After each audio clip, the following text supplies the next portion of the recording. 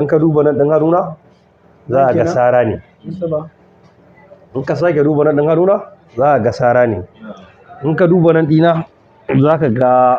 duka aka min da gora sai da aka kifar da ni a ƙasa. To mun samu ƙalubale sosai wanda a lokacin sai da na samu karaya a hannuna, na samu mummunan rauni gaskiya sosai a jikina, wanda har a gidanmu wasu suke cewa wannan aikin ka bar shi haka, amma mai gidan mu ya ce a aiki kake yi don al'umma,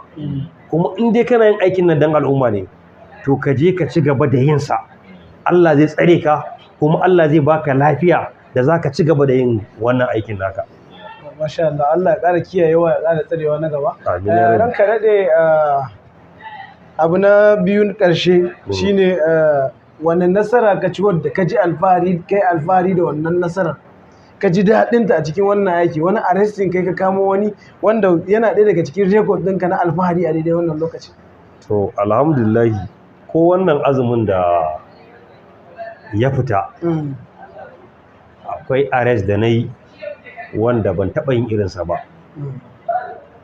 kuma to ban taɓa yin irinsa ba saboda ƙwaya ce D5 da Exxon masu yawan gaske aka kawo su,